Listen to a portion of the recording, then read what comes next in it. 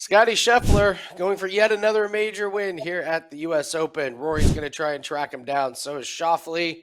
Collin Morikawa making a really nice run. Went toe-to-toe with Scheffler. We're going to break down the U.S. Open at Pinehurst number 2. Welcome to Tea Time. I'm Andy from WagerTalk.com, being joined as always by my fellow golf betting expert, Nick Borman from WagerTalk.com. Let's get right into the course. We're going to talk about the course, then we're going to look at total strokes gained. We'll give out an outright winner, a top 20 finishing position. We'll look at some DraftKings darlings and, of course, big name players that can trip you up, all that and more. Let's get into Pinehurst too, Nick. It's a doozy. Normally we kind of talk about the tees and everything. I'm actually going to start with the greens. I think this is the big story, and this is kind of what Pinehurst is really known for. The greens are designed to be very difficult to get the balls to stop on. They're all kind of crowns. The grass is mowed around them, so balls are going to roll off 10 plus feet if the ball doesn't have spin. And the area has been dry, not a lot of water, not a lot of rain.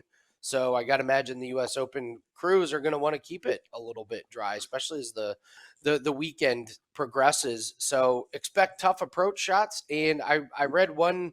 I thought the best way to describe the greens, I thought this was great, is upside down saucers.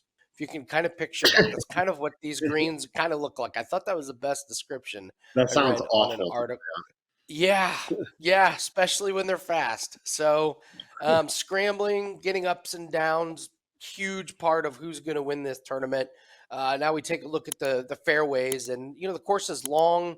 There's only a couple of par fives, and I know there are some par fours that are less than 400 yards, but the way they've got it set up, those are not real gettable birdie holes. There's just not a lot of great easy birdie opportunities. The rough is brutal. It's sand. It's got clumps of grass in it, so who knows what your lie is going to be if you hit it in that area. So if you miss the fairway, you're going to bring in some big trouble and some big numbers that surely are going to wreck some scorecards. So it's the fairways are wide, we'll say that, but man, wayward tee shots on a long course with only a couple par fives with that rough and these greens. I don't see anybody getting to double digits. We didn't see that at the Memorial. So I think this is going to play a little bit tougher. I think this is going to be, if you like watching the best in the world struggle, this is the place for you. So I think we should have another really, really good tournament. Hopefully it adds to the long list of memorable moments on Pinehurst. Nick, what's your take on this course? Well, there's a lot, actually going on here. We all know the U.S. Open is, the generally set up as the toughest tournament of the year. And usually the case is because of the rough, thick, ridiculous, just chop it out, get back to the fairway, avoid at all costs. That is not the case this week at Pinehurst. There is no rough. There's no rough to speak of that's going to come into play here, Andy. It's just giant, huge fairways, tightly mown runoffs, and then a bunch of crap, sandy crap with they call it like some sort of wiry grass kind of growing in between. You can see it on some of the pictures. That's the challenge. You miss the fairway. Everybody's going to experience it a couple times over the tournament. You just have no clue what your lie is going to look like. You might get lucky and, find an open space. You might fall right behind a clump of grass and be completely in trouble. So that's the big challenge off the tee. But you nailed it around the greens. It's a tight. You got to have very, very good an approach. You got to be very good with your short game. I looked. You can look back. The last U.S. Open here at Pinehurst was 10 years ago. Right. And I don't think there's anything. I know there's several players in the field this year that were also in the field that year, but how anybody finished back then, I think has literally no bearing on what's going to happen this year as far as the individual player results. However, I think it's worth noting, looking at the field as a whole from that tournament, Andy, like how it played for them and what that might tell us going into this year. So in 2014, I think the number one thing Pinehurst taught us is that it is a second shot golf course. The field averaged over 70% fairways hit for the week, Andy. That is absolutely absurd. And you compare that to like this season on the PGA Tour, there's only 12 players on tour that average over 70%. And they had the entire field average over 70% that week. So that tells you right there, these are big, these are wide. You're not going to miss as many. So what I'm kind of trying to figure out in my head is like, all right, does a guy like Russell Henley, we know he doesn't have distance, right? But he's very, very accurate. Does his strength kind of get negated a little bit, right? Because now everybody's going to hit the fairway a little bit more often than they would. I don't know, something to consider. But in general, a lot easier off the tee than normally is going to be. Where this then turns into a crapshoot is from there, the greens and regulation percentage dropped to 56% for that week. So just over half, obviously. And it only gets worse from there. The course ranked as the hardest in putts per green in regulation. Right to your point about these turtleback greens, you hit the green. Well, good luck putting them, because they were the hardest to make birdie on when you did hit the green, and then they were also the hardest that season in scrambling. So that just tells you everything around the greens and on approach is what's going to matter this week, and that's exactly what I think you should look for in player attributes. Who's a good long iron player, who's got great short game, right? And who's got high bogey avoidance. Those are my kind of metrics I'm looking at. I'm not really worried about off the tee this week. I don't think it's going to be the deciding factor. A guy that's going to hit more fairways than anybody else and hit it long will always have an advantage, sure, but I don't think it's going to be the most important thing. You got to be tight with your approach, and you got to be very, very good. Magical, if you will, with your short game. So those are my takeaways on how this tournament had played in the past and what I think might happen again this week.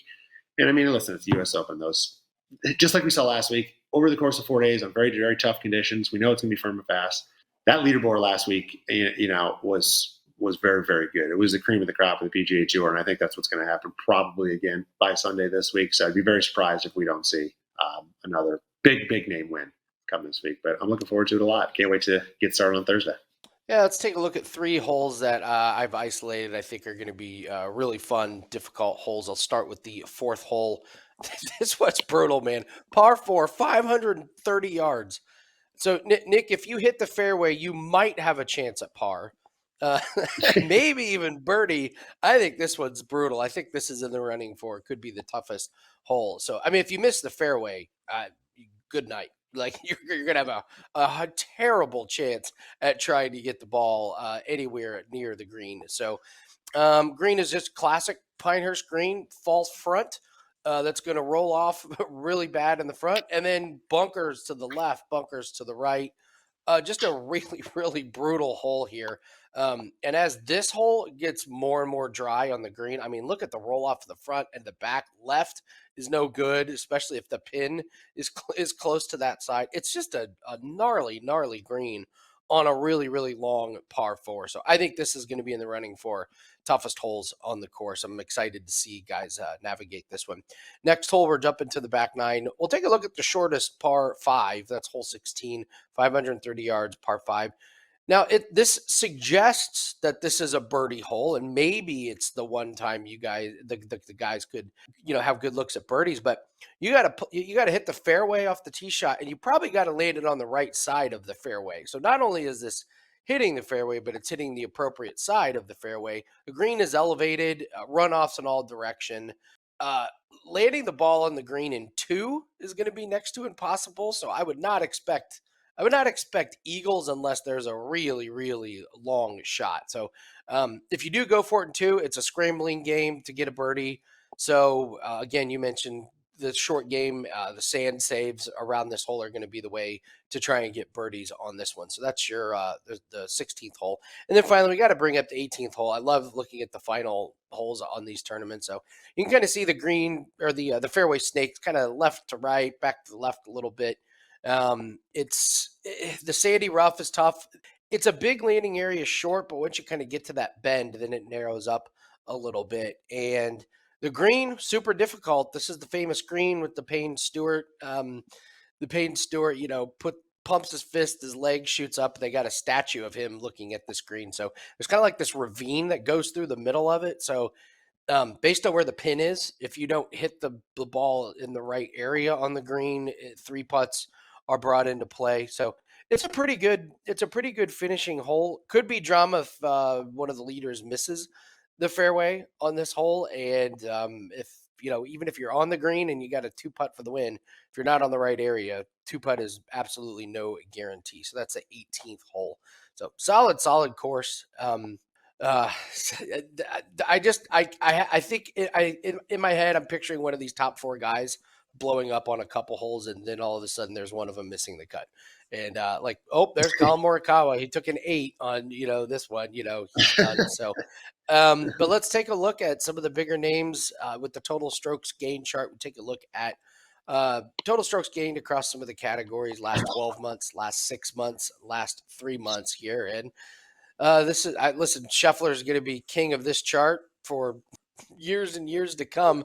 But let's break it down. Let's talk about some of these guys. Any notables on here? Nick, what stands out to you? Yeah, you're right about Scheffler being on top of this chart. He single-handedly keeps defending my point of that more than half of the winners since 2022 are coming from this chart because he keeps winning them. But this, I suggested last week that this might be a rinse and repeat graphic for this week, and it's very, very close. The only really differences here are the 2 additions of the Live Tour players, which is DeChambeau and Rahm. But otherwise, I don't think there's any surprises here for most people, other than I think I said it a couple of weeks ago with Russell Henley sneaking in there, quietly playing very, very solid golf, just not making any headlines or getting any fanfare or any TV time. But Scottie Scheffler, Xander Schauffele, Rory McIlroy, head and shoulders, above the rest of the tour as far as consistency goes. Morikawa kind of falling back into that over the last couple of months as he's been playing very, very well, but just coming up a little bit short, obviously, last week and a couple times previous, although he did win back in the fall.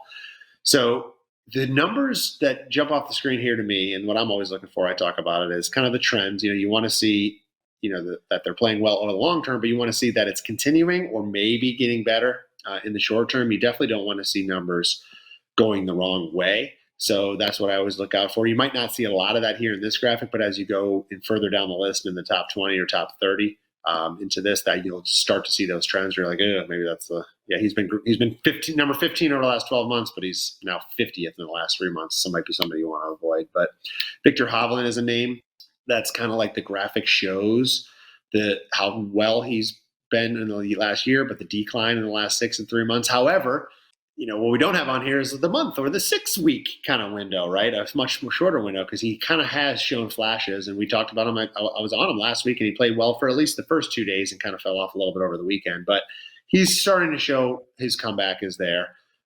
Aubert Ludwig is just young and just going to continue to get better and better and better. Probably a little too early to bet on somebody like him right now. And then Tommy Fleetwood, you're one of your favorites, Andy. Just can never, get the job done on the PGA Tour. Yet he always does well. When he plays, he always is kind of in that top 10, top 20. He had another good showing last week. He'll probably finish top 20 at the U.S. Open, but we know he's not going to win. But you can see his numbers there on the screen as well. And then, of course, the Live guys. DeChambeau is the one in my mind that has shown the most so far this season as far as being able to compete. Obviously, had chances to win both the first 2 majors. Rahm, who knows what to make him, and we'll talk about him, I'm sure, shortly here with, injury last week. And Brooks, I didn't even put him on the graphic. I'm not sure what to expect. His last result at the PGA was very unimpressive. Obviously, his strokes gain numbers are not going to show up here as well. And most Live guys are not going to show up here unless they are doing very, very well in the majors because they don't really get any other strokes gain data that's going to go into this graphic. But as we've seen now, it seems like the consistency of any of the Live guys in the majors is just kind of slowly declining. I don't know if that'll continue, but that's certainly been the case in the last few, especially with the last one.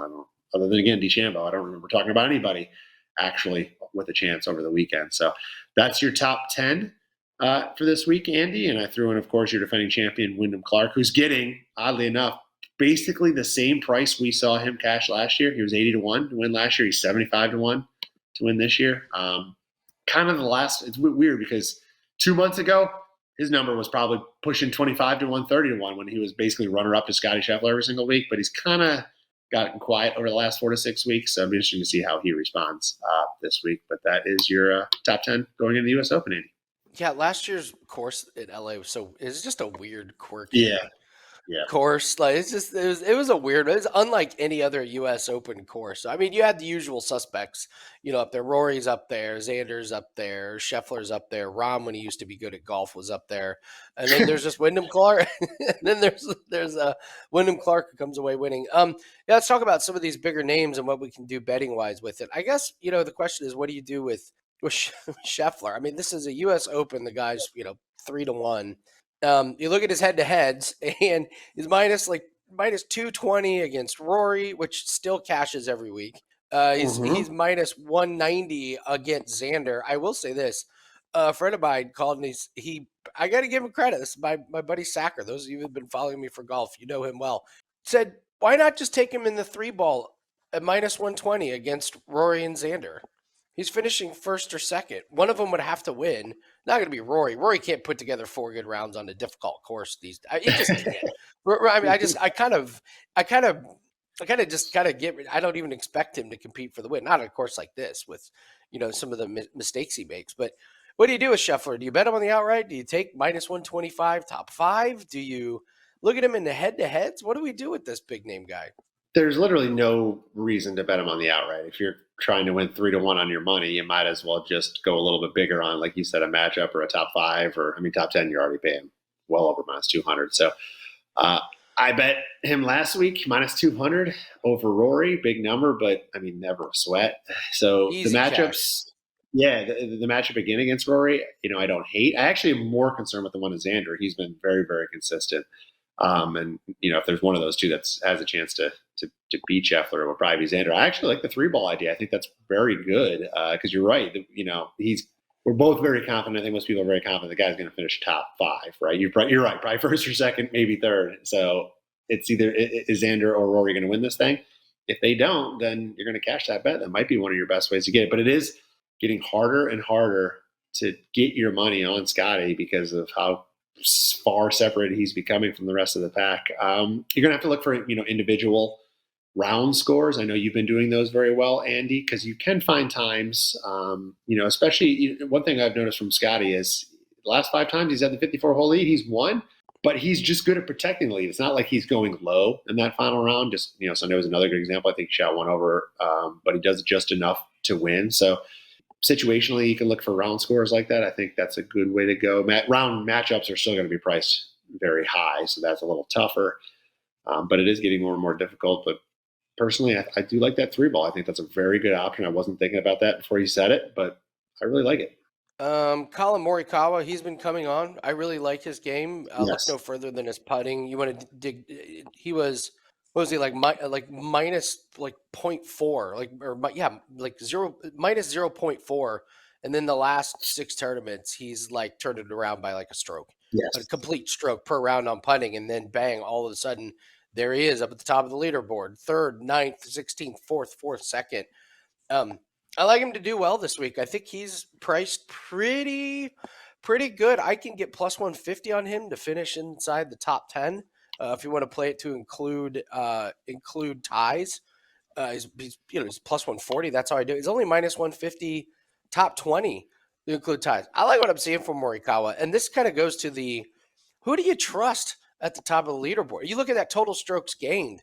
I mean, who do you really totally trust going down that list? I almost feel like Morikawa is one of the more trustworthy guys now. He's back to his ball striking's good, so he's going to be hitting fairways. His approaches are going to be good, and it looks like his putting is good. Looking at this top 20 market on Morikawa, I would take him over. I would take that over Bryson minus 120. I'd take it over Bear minus 110. I'd certainly take it over the live guys. I mean, how many guys do you trust to finish in the top 20 this week? What's your take on Morikawa? I like Morikawa. I think you nailed it on the head. His putting has been very, very good lately. He's always been one of the best ball strikers, and he's right there. He's a great bet. I don't see it yet, but I have to imagine the without Scottie Scheffler markets on the outrights are coming. You would have cashed that last week, of course. Might be a great bet on him. He's 14-1 with Scottie. Maybe he's 11 or 12 without him, which I think is well worth the price to lose a couple bucks there. But that's one way to go. He's plus 105. Currently on DraftKings against Rory McIlroy in a 72-hole tournament matchup, which I do not hate at all. So that's another good way, I think, to look at Morikawa this week. But I do expect, as he's shown recently, that his game is back and he's going to contend and he's going to have a good finish this week. If you guys are enjoying the gambling content, do us a favor, just take a little second and hit the like button. It really helps us out, helps the algorithm out. And big week, it's US Open week. Give us your best bet. Put it down in the comment section below. Love to see what you guys are betting on. Give us your take on any of the content that we're going over. We're going to go over players that can trip you up. Always seems to be a little bit polarizing. A lot of these same names are coming up. I mean, I I have to start with John Rahm here for the first player that can trip you up, and I have to bring this up because the books, man, they're so dirty. So they'll take your money on him to finish top 10. They'll take your money for him to win outright. They are not giving you head-to-head matchups to fade him. So they're only going to take your money if you think he's going to do good. And they're not going to let you fade him. I don't even see him to have a market to miss the cut. Maybe it comes up later today. We're recording it Tuesday morning. But so this is a guy who can't even make it through a 3-round tournament on the Live Tour last weekend on a public course in Houston. Gets hurt, has to withdraw. Says he has an infection in his foot. This is a guy that finished 45th and missed cut at the Masters and PGA Championship. He's priced as a top 10 finisher. No way. So just be really careful with John Rahm. If there is a book that gives you a matchup to fade him with against anybody with a pulse, you're taking him, because I'm not really sure what we're going to get from John Rahm. I mean, even healthy John Rahm was terrible at the 2 previous majors. So now he can't even make it through live events. Unbelievable. Rahm, what a fall from grace. Hey, hope you enjoy that bag, John. So another guy, Brooks Koepka, we keep talking about him at majors. Finished 45th and 26th at the Masters PGA Championship. Nick, his back-to-back U.S. Open wins were a long time ago. It's already 2017 and 2018. A lot has happened since then. Yeah. But the last two, the last 2 U.S. Opens, he's finished 17th and 55th.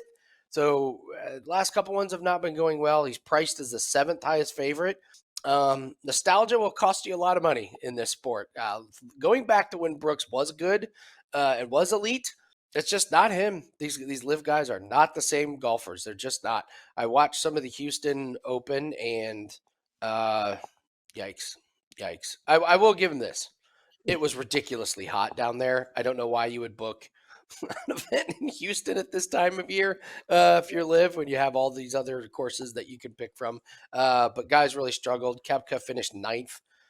So he's not in great form. Don't expect them to contend for a win this week. So the best thing that the live guys have going for them is a majority of the PGA guys are very inconsistent.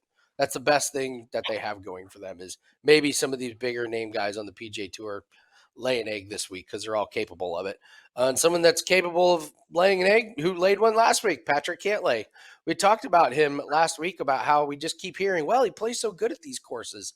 And it was like, yeah, when he was one of the top 3 golfers on the planet, yeah, he was racking up big finishes and great finishes at a lot of courses. But it's 2024. He's 31st in total strokes gained this season. So when you're looking at course history, like we talked about last week, it's not taking into account how bad he's been this year. And he's not that good at U.S. Opens. You know, he's never finished better than 14th at any U.S. Open. This is not a small sample size. This is all different courses. For whatever reason, he does not perform well. He's priced as a top 18 favorite. No way am I betting on Patrick Cantlay. I was hoping to get some sneaky head-to-head matchups against him, and I feel like the books watch this show because they're not giving you very many chances to fade any of these guys. I mean, they have Cantlay against Justin Thomas, who's really fallen off. They have him against Thigala. This is a guy that used to be matched up against Scheffler and against Rory and against Xander. Not anymore. So the books are all over this one. So John Rahm, Brooks Koepka, and Patrick Cantlay. Those are 3 guys that I think can trip you up this week. Let's talk an outright winner here, Nick. Not going with Scottie Scheffler, so we got to dig down the leaderboard here a little bit. So who did you circle? Who do you think is really good value? I don't want to say long shot, but outside of Scheffler, yeah, some of these guys, big names, are long shots. Who you got circled this week? Yeah, listen, I can't fault anybody for putting all their eggs in this Scottie Scheffler basket. It's kind of boring, I guess, and it's hard to do it for somebody like you and I, Andy, that do this every week and are trying to make long-term money. But I get it. However, you look past him and you look, at the top 3 or 4 guys. There is some really good value as it drops down into the top 10 to top 20 range. one that jumped off the board to me because he's been playing very, very well, and is just a very consistent guy, especially in a course like a U.S. Open that requires precision and short game, is Hideki Matsuyama. He had a good finish last week, finished tied for eighth. His final round at Muirfield, 70, was very impressive. It was very difficult on Sunday. There were only 6 guys that shot under par. He was -2 for the day, so he jumped right up that leaderboard to finish tied for eighth. And that's kind of, what he can do is, when everybody else is struggling around him, he can just kind of right the ship and just stay right there and not lose strokes to the field, which is really what the U.S. Open winner is going to do. It's just a guy that's going to make a lot of pars and not make a lot of mistakes. And Hideki can certainly do that. And he's really been in a pretty good groove since winning the Genesis back in February, again on a final round. What did he shoot there? 62. So closing very, very well right now, Hideki. He's proving toughest tracks against the best best fields. He's getting the job done as far as contending or being in that first page, second page. And I bring that up because he's probably a guy, if you're betting on the outright, you're going to maybe back him up with the top 10 or top 20. I had him on a top 20 last week, which was a nice cash. But he's a great iron player. He's got fantastic touch around the greens, both crucial attributes needed to win this week. And he ranks 5th in total strokes gained over the last 3 months, Andy. And you compare that to guys like Victor Hovland, 20-1. Tommy Fleetwood, who I mentioned earlier, at 35-1. Yeah, non-major winner, non-PGA Tour winner, for gosh sakes. And he's at 35-1, and you can get Matsuyama at 45-1. Heck, he was available at 50-1, 55-1 as early as Monday morning. So it lost a little bit of value on him. But my gosh, I love his number at nearly 50-1 compared to, again, I like to look at the value compared to other guys, especially when you can make cases. You just said Rahm, 28-1. Does he really have a better chance to win than Hideki Matsuyama? I don't know. Hovland's 20-1. I don't have a problem with Hovland being priced out there. I just don't see that big of a difference between him and Matsuyama right now, or Rahm, for example. So that's kind of how I was looking at Matsuyama. I think his value and his number is very nice to bet on for us this week. So I think he's playing well. I think he's shown the pedigree. He's a major champion. He's shown the pedigree to win in big, deep fields and tough courses, and he's just consistent. So I think Hideki will give us a chance. But again, I do advise probably back him up with the top 20, maybe as a good alternative as well. Love it there, Hideki Matsuyama. Yeah, you're right. His game, just don't make mistakes. Take your par, move on to the next one. Fits up pretty well with this one. So, Nick, go ahead and tell everyone what we have up. We've got a nice little coupon for everybody for U.S. Open picks. So tell everyone about that and where we can find you at. Absolutely. So U.S. Open pack is available at my page at wagertalk.com right now, and it does include a 5% play going this week. 4-0 sweep last week at the Memorial, so hopefully we can keep that momentum going and come up with another big week this week at the U.S. Open. And yes, you mentioned the code will save $10 off either mine or your pack, Andy. This week is U.S. Open 10, pretty easy to remember. So save $10 using that code on either Andy or my pack this week. And outside of golf, MLS is in full swing and don't have the card out. We're taping this as of Tuesday. Don't have the card out for this upcoming weekend yet, but that'll come up on Wednesday. So, but that's what's going on for me right now on my page at Wager Talk. We've got a 5% play of the week that is up right now at wagertalk.com. We cashed our 5% play of the week last week. Cashed the 4% play of the week before. That's kind of what we're looking at, is just looking at all the different sports, coming up with one play that we just love that stands out above the rest. And this week's play, just absolutely love, almost as good as I like it as much as I like the one last week, and the one last week cashed very, very easily. Actually, part of the play last week was Scottie Scheffler to finish in the top 10, parlayed with a UFC fight that we loved. So that was a no sweat. And we've got another one up. Encourage you to take advantage of that. 16-7 in our last 23 plays regarding these cross-sport parlays. So grab that. And then U.S. Open pack will be up as well. Let's take a look at DraftKings darlings. We're always looking at some of these lesser priced guys who can do some damage for us in DFS, and maybe these will help you out in some head-to-head matchups. But we'll start with Tom Hoge, 6,500. This guy's made 15 cuts in a row. Wow. I will take Mr. Hoge here. Love his approach and putting numbers. They're really, really good, above average. And so, like you said, Nick, second shot course. So I get a guy who's got good iron play, got good putting numbers at 6,500, who just knows how to make cuts this year. Absolutely, I'll start with him. We'll go back to Siwoo Kim, 6,800. This guy's made 15 out of 16 cuts. His putting is his weak spot. That's the concern with him, but tee to green numbers are great. Approach and around the green numbers are fantastic. So I feel like his scrambling should be pretty good as well as his second shot. So, and this putting, listen, it's maybe held him back for some huge, big, like top 5 finishes, but 15 out of 16 cuts this season, yeah, I'll take that. And we talked about Russell Henley, Nick, 6,900, made 12 of 13 cuts this year. This guy even has a little bit of upside for top 20 finishes here.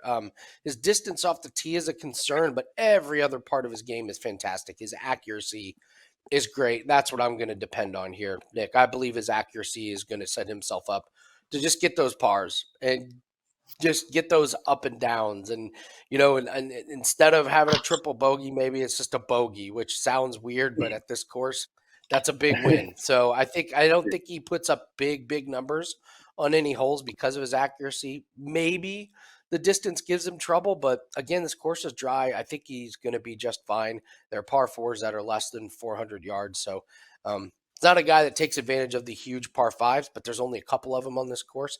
So I think 6,900 is just a fantastic price here. So Tom Hoge, Siwoo Kim, Russell Henley, those are my DraftKings darlings. If you want to grab the free article on my page at wagertalk.com, I've got the full list of my entire DraftKings lineup. It is a banger. I love it. I mean, these days, Nick, it's no secret. You pretty much have to have Scheffler in your lineup. Like if you don't have Scheffler in your lineup, you're not getting points for the win. It's like next to impossible to cash a lineup without Scottie Scheffler in there. So like it's kind of strange these days when I'm building a lineup. I go in, I put Scheffler in, and then I try and figure out who I can fit all the way in. Like I said, it's worth spending the money on it. Listen, Andy, I'm in a major pool, and the first 2 majors I try to get cute and not include Scottie. I'm in such a hole. Now I have no choice. I have to not choose Scottie because that's my only hope to try to even come back up at this point. So, but I just completely screwed myself. What can I do? Yeah. I mean, literally the only thing that has held Scottie Scheffler back has been the Louisville Police Department. That's the only thing that has stood in his way of I'm serious. It really has. That's the only thing that's held him back. So, all right, let's take a look at a top 20 finishing position. Who do you have dialed in this week, Nick? All right. Unless you're paying attention, you're not going to recognize. Well, you might recognize the name, but you're certainly not going to be a guy that you were like, oh, where is this guy on the leaderboard? And before we put him on the screen, hopefully, Andy, I mean, you might know the answer because maybe I queued you up here. But if I listed these 6 results and told you who is this player, if you didn't know, I don't know if you would guess this, but tie for 16th at the Masters, tie for 5th RBC Heritage, tie for 11th at the Zurich. I know that's a partner event, but whatever. Tie for 8th at the Wells Fargo, tie for 5th at the Charles Schwab, tie for 5th at the Memorial last week. Now, these are majors. Obviously, there's one in there. You got 3 signature events in there. These are big fields. These are tough tournaments. These are great results and very consistent. That's 6 out of his last 7 starts were those. There was 1 missed cut in the middle of that, but that's pretty solid. If I told you who that player's name was, would you ever have guessed it might be Sepp Straka? Sepp Straka is the guy. The only reason I knew that was he finally got TV time on the final round at the Memorial, which was so great to see. It's like this guy's been playing good. This guy is not scared of any golf course, of any head-to-head. He's cool, calm, collected. He does have a little bit of the killer instinct, but it was nice to see him get TV time. I was like, oh, good. At least Sepp Straka's on TV. That's the only reason I know You're absolutely right. And that's exactly what ruins value generally is once they start to get a little like, oh, who is that guy? Maybe I'm going to bet on him in the future. But I think he still has pretty good value this week. And let me give you a good reason. This is, again, why did I like Matsuyama? I thought his number just made a lot of sense compared to who else is priced low, especially lower than him. Well, listen to this. So I just listed his results. Sepp Straka now ranks 6th in this field in total strokes gained over the last 2 months time frame with those results I listed. So the 5 players that are ahead of him on that list, Scheffler, Schauffele, Morikawa, Aubert, and McIlroy. I mean, that is some rare air that Straka is in the mix of right now. And considering the longest odds of any of those 5 players is Aubert at 22-1, and even money for a top 20. Straka's at 80 to 1. Maybe he doesn't win, but plus 275 for a top 20 for a guy that's just been doing it week in and week out in these type of events and type of fields. Could he miss the cut and completely blow up and have a bound round? Of course he could, but that's the point of golf betting like this. You find a guy that's playing very well, that's cashing these tickets. You're getting a number like almost 3 to 1 on him to do so. I mean, if you were getting anywhere near this on his run right now, we're up huge. So could it all about come falling back down and I put my words in my mouth very quickly this week? Yes, of course it could. But he's also got some good results at recent majors. He's coming off a tie for 7th to 2023 PGA, a co-runner-up at last year's U.S. Open, or excuse me, at the British Open, not the U.S. Open, and then a tie for 16th at the Masters this year. Those are just in his last 5 major starts. So not only is he getting results recently, he's shown now he can compete in some of these majors. And I just love the way his game is. He's not long. He's certainly not short, though, either. He's kind of right in the middle of the pack at distance, but he is very, very accurate. And I think that's going to help him avoid the big number. That's the name of the game at the U.S. Open. Make a lot of pars. You'll be just fine. I think Straka is going to have another good week and give us a chance to cash a very good value price, top 20 ticket. Love it. Yeah, he's low priced in DFS as well. He could have easily been a DraftKings darling as well this week. So great find there on Sepp Straka.